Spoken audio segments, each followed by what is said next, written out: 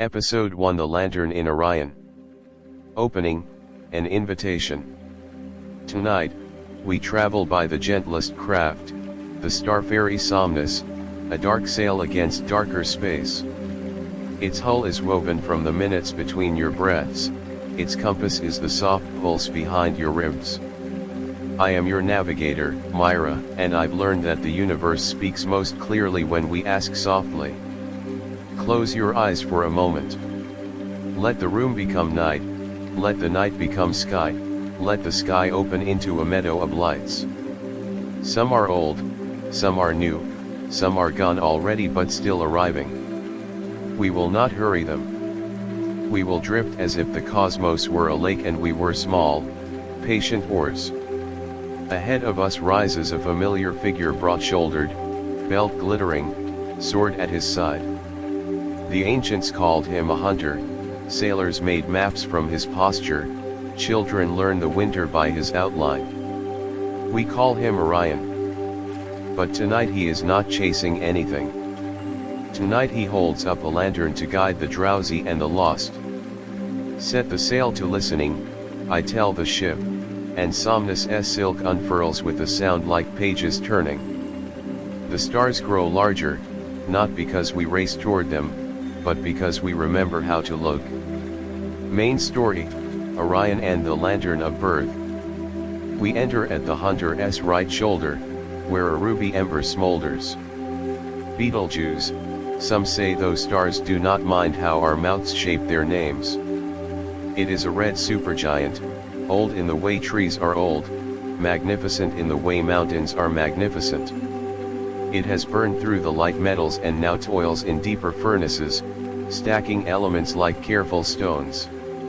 One night, in a future none of us will see, it will exhale more light in a heartbeat than a sun can muster in its long life. But not tonight. Tonight it drowses, steady as a campfire coal. We circle gently, keeping our distance. The ship's chronometer ticks like falling snow. Betelgeuse's surface bubbles in slow motion, convection cells the size of worlds blooming and sinking, an ocean of light and heat.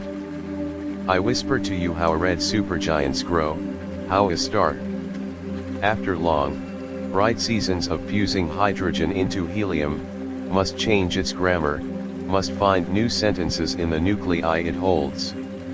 Like anyone who has lived a long time, it develops layers shell upon shell, each with a job to do, each with a story to tell. Navigator, Somnus murmurs, there's a wind here.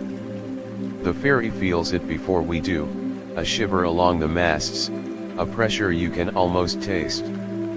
Starlight isn't wind, not really, but Betelgeuse sheds its outer skin in slow, dreamy puffs, stellar breath drifting outward, dust condensing in the chill. That dust is a promise. One day it will seed clouds that may become a planet, a moon, a handful of soil, perhaps a garden somewhere with mint and basil gone sweet in summer. We thank the old star and tilt downward along Orion's belt, those three bright stitches that have sewn winter nights together for humanity as long as we be had fires to sit beside. Beneath the belt hangs a sword, and inside the sword something glows, not steel but cloud, not cloud but fire, not fire but beginnings. The Orion Nebula M42 to catalogers, a lantern to anyone who has stood under cold air and felt a pooling behind their eyes. It is a stellar nursery, a cradle woven from hydrogen and dust, pricked with ionized light. Here, gravity hums its persistent note, drawing matter into tighter choruses. Within cocooned pockets, protostars whirl up like sparks cupped in hands. We furl our sail and fall silent. The nebula is loud in the way waterfalls are loud, so much movement, so much bright. Great arcs billow where baby stars push back the gas with their radiation, carving caverns and gullies through the luminous cloud. The trapezium, a little knot of hot, young suns, pours out ultraviolet light that paints the whole region in rose and violet.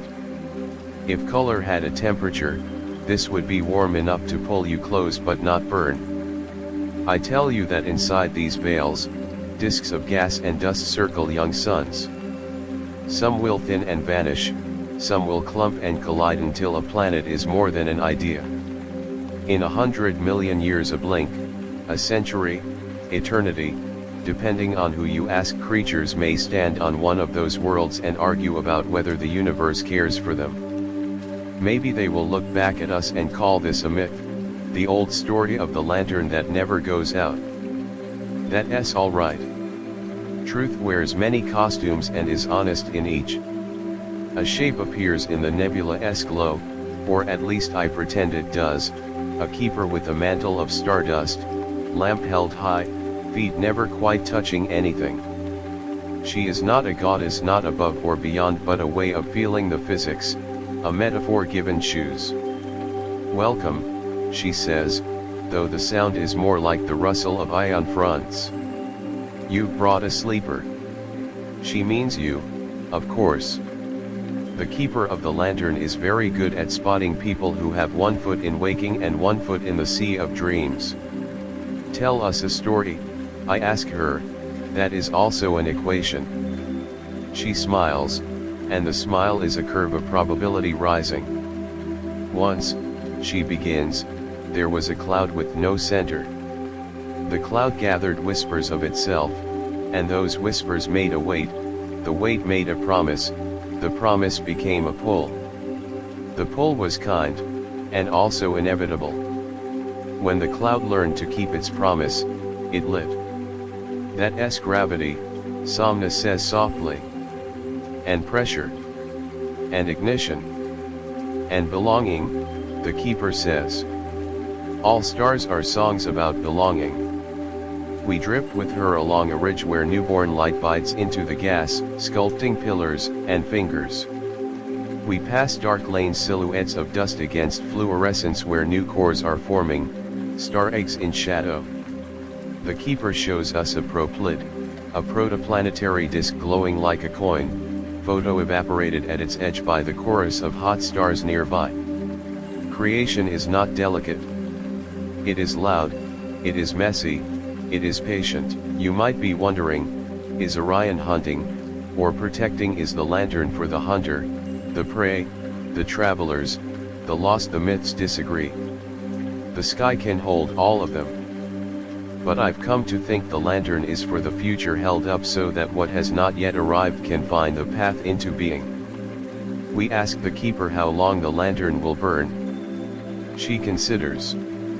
Until the fuel is changed into light and the light is changed into memory, she says. Until the cloud remembers itself as stars, and the stars remember themselves as dust, and the dust learns a new way to say I am. Betelgeuse shivers a little, far above, as if nodding in its sleep. Before we leave, I offer the keeper a small gift, a phrase from our ocean planet, one we say over shared meals and doorways and seasons: take care. She turns the words in her hands like a comet, curious at the tale they leave.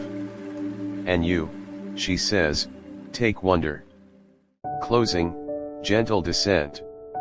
We tack the ferry away from the bright cradle, past the belt and the quiet shoulder, into the calmer fields between constellations. The sail folds itself. The ship hums the way a kettle does when the room is quiet enough. Orion tilts behind us, a pattern you can carry into sleep and recognize even with your eyes closed.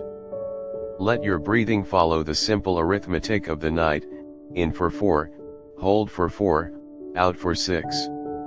Imagine Betelgeuse's slow volcanic glow, immense and unhurried, a heartbeat older than language. Imagine the nebula's lantern steady in the winter air, a workshop whose door is always open, where matter practices being music. Somewhere ahead lies a bridge of darkness between galaxies. The space is not empty, it is full of time. On another night we will cross it and meet a neighbor who is, like us, falling toward home. For now, let your thoughts thin like the edge of a ring, let your eyelids be the soft eclipse that night has earned. The hunter keeps watch. The lantern burns. And you, Small traveler, are part of the same patient story. Dust becoming light, light becoming memory, memory becoming a dream you can sail by. Sleep. Tomorrow, we set our course for Andromeda.